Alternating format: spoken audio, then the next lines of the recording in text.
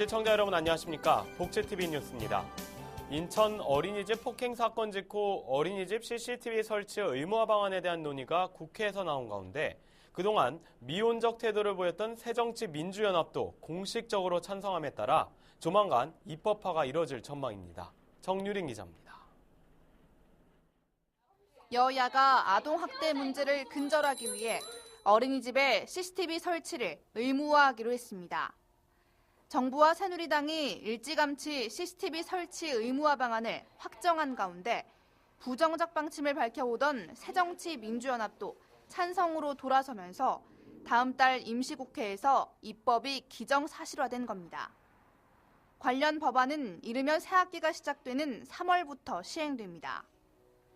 CCTV 영상은 학부모가 원할 경우 언제든 볼 수 있고 휴대전화를 통한 상시 열람도 가능해집니다. 아동학대가 한 번이라도 발생하는 어린이집과 유치원은 폐쇄가 가능해지고 해당 교사나 보육시설을 영구 퇴출하는 원스트라이크 아웃 제도도 함께 법제화됩니다. 또 유치원이나 유아들이 다니는 학원에도 CCTV가 확대 설치됩니다. 현재 60%대인 유치원 CCTV 설치율을 올해 안에 80%로 내년엔 90%까지 끌어올린다는 방침입니다. 하지만 이 같은 대책에 우려의 목소리도 만만치 않습니다. 단순히 CCTV를 늘리는 것만이 근본적인 해결책은 아니라는 겁니다. CCTV를 법적으로 의무화해서 강제하기보다는 오히려 보육시설을 공교육 개념으로 전환시켜서 오히려 시설을 개방하고 투명화하는 방안 부분에 근본적인 대책이 더 필요하다고 봅니다. 아동 학대에 대한 사회적인 분노가 점점 커져가는 가운데 정부는 관계 부처의 협의가 완료되는 대로 아동 학대 종합 대책을 발표할 계획입니다. 복지TV 뉴스 정유림입니다. 국회에서 2015 대한민국 행복나눔봉사 대상 시상식이 열렸습니다. 박광일 기자입니다. 국가와 지역사회 발전에 공헌하고 이웃사랑을 실천한 이들을 격려하는 자리가 마련됐습니다.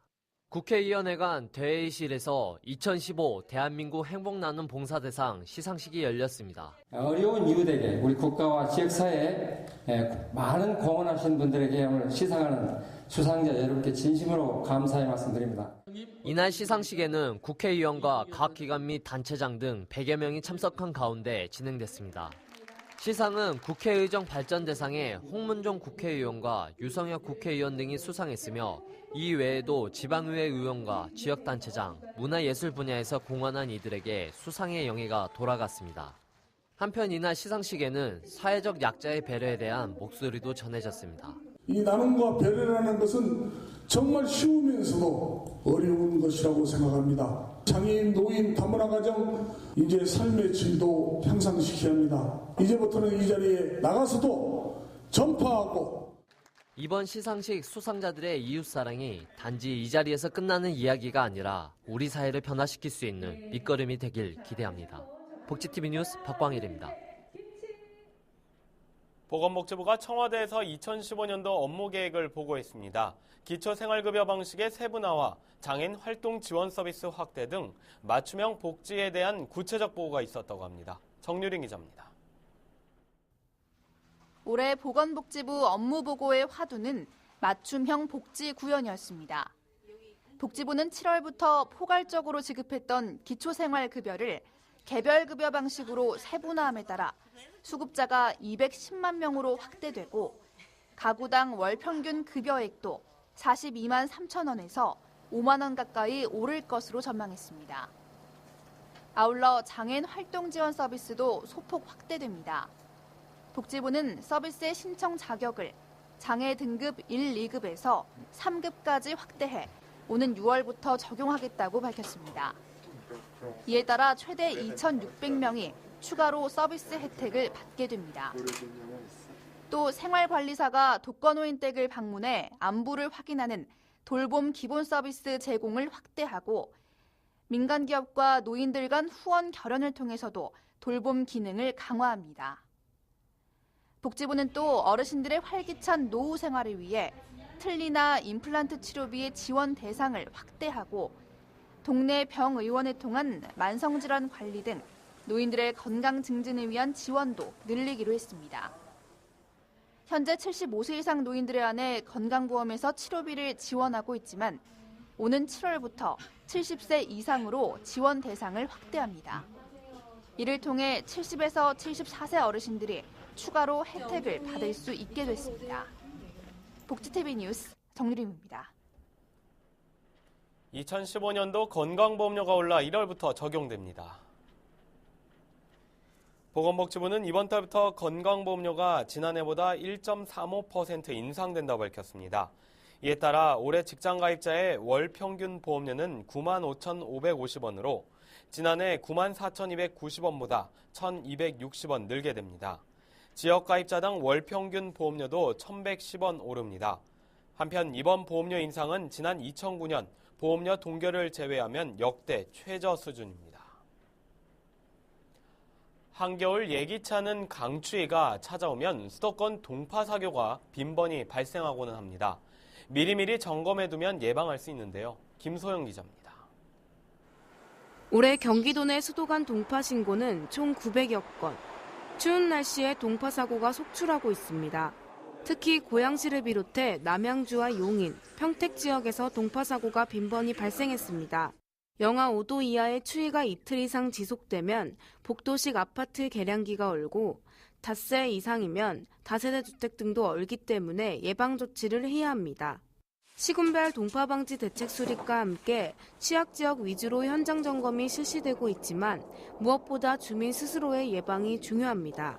사전 예차 활동을 통해 동파 발생이 최소화될 수 있도록 노력하고 있습니다.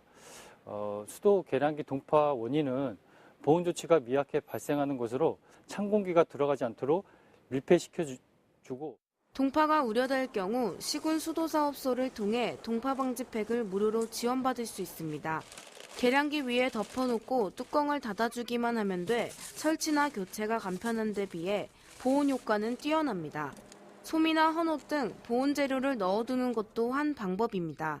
또 오랜 시간 집을 비울 경우 수도관에 물이 흐르도록 수도꼭지를 조금 틀어두면 동파를 미연에 방지할 수 있습니다. 복지TV 뉴스 김소연입니다. 한국사회복지협의회가 광양시 취약계층의 발굴과 지원을 위해 광양시 사회복지협의회 창립 기념식을 가졌습니다.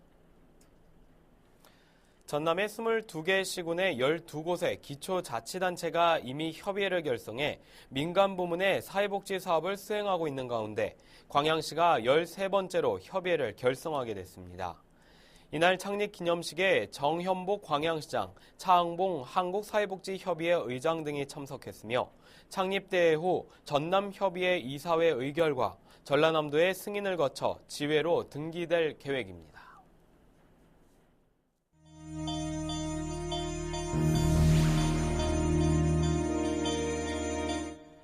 이어서 간추린 뉴스를 전해드립니다.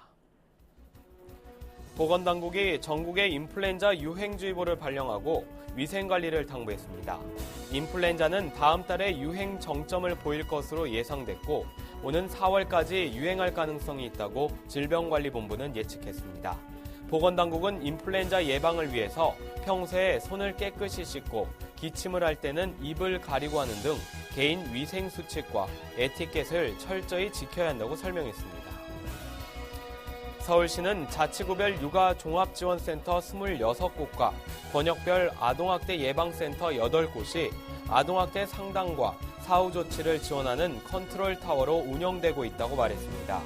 시는 육아종합지원센터에 아동학대 예방 전담 인력을 배치해 상담 등을 맡고 아동학대 예방센터와 협업해 아동학대 전 단계에 개입하도록 할 계획이라고 밝혔습니다. 경남도청 직원들이 독서통신 교육을 통해 소장하게 된 도서 900여 권을 모아 산청군 소재 지리산 고등학교 등 대안학교 2개소에 기부했습니다. 이번에 기증한 도서는 역사, 철학 등 인문학 서적과 정치, 경제 서적 등 신간도서 900여 권입니다. 특히 경남도는 이번 기부를 통해 기부 문화를 확산하고 도서를 접하기 힘든 환경에 있는 도민의 독서의식 함양에 기여하고자 자발적인 기부를 시작하게 됐다고 말했습니다. 동국대학교 갈등치유연구소 주최로 사용 후 핵연료 공론화 지역 언론인 2차 간담회 걸렸습니다. 연구소의 설문조사에 따르면 조사 대상자 500여 명의 약 70%가 사용 후 핵연료에 대한 지식이나 정보를 모르고 있어 설문조사 결과에 대한 활용 가치가 낮다고 말했습니다. 언론인들은 사용 후 핵연료에 대한 모든 정보가 먼저 제공됐어야 한다고 해 공론화 과정의 문제점을 지적했습니다.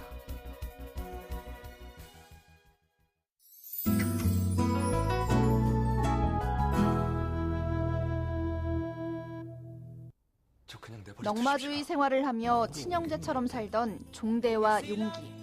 두 사람은 건달들이 개입된 한 작전에 얽히게 되고 그곳에서 서로를 잃어버립니다. 그리고 3년 후 두 사람은 의리와 음모의 전쟁터 그 한가운데 놓이게 되는데 유화 감독의 거리 3부작 완결편. 가진 건 몸뚱이 하나. 격동의 시대에서 인생 역전을 위해 끝까지 한번 가보자는 젊은 두 남자의 패기가 멋진 액션과 버무려져 재미를 선사합니다. 완벽한 피아니스트 케이트. 어느 날 케이트는 자신이 루게릭병에 걸렸다는 청천벽력 같은 소식을 접하는데요. 모든 것을 잃을 위기에 그녀는 뜻하지 않게 가수 지망생 백을 간병인으로 채용하게 되는데 뉴욕타임즈 선정 베스트셀러를 원작으로 한 영화. 어느 날 갑작스레 루게릭 선고를 받게 된 유명 피아니스트와 천방지축 가수 지망생이 만들어가는 우정을 그렸는데요. 힐러리 스웬크와 에미 로썸의 유쾌한 호흡이 돋보입니다. 음악극 유럽 블로그가 3월 1일까지 대학로 TOM에서 공연됩니다. 장애인과 국가유공자 관객은 할인 혜택이 있으며 공연장에는 휠체어 전용석과 장애인 화장실이 있습니다. 프랑스 뮤지컬의 백미로 꼽히는 노트르담 드 파리가 2월 말까지 세종문화회관 대극장에서 내한 공연을 갖습니다. 장애인과 국가유공자는 할인 혜택이 있으며 공연장에는 휠체어 전용석과 장애인 화장실이 있습니다. 캄보디아 프놈펜 난민들을 위한 사랑의 집짓기 자선 콘서트가 오는 28일 서울 잠실 실내체육관에서 열립니다. 장애인과 국가유공자는 할인 혜택이 있습니다. 이야기가 있는 시간 오늘의 영상 함께 보시죠. 상처난 아이의 얼굴과 함께 나오는 누군가 너를 아프게 하고 있다면 전화해. 우리가 너를 도울게. 라는 메시지. 이 광고는 10세 이하 아동들에게만 보이는 아동 학대에 관한 광고인데요. 아이들의 눈높이에 맞춘 특별한 광고가 어른들의 폭력에 고통스러워하는 아이들에게 희망의 메시지가 되어줄 것 같습니다. 네, 아동학대가 발생할 경우 어린이집뿐만 아니라 유치원과 유아 대상 학원도 폐쇄 조치를 하겠다는 교육부의 발표가 있었는데요. 과연 소 잃고 외양간 고치는 식의 정책이 우리 국민에게 얼마나 인정을 받을 수 있을까요? 정부와 국회의 보다 꼼꼼한 정책 운영이 요구됩니다. 이상으로 복지TV 뉴스를 마칩니다. 시청해주신 여러분 고맙습니다.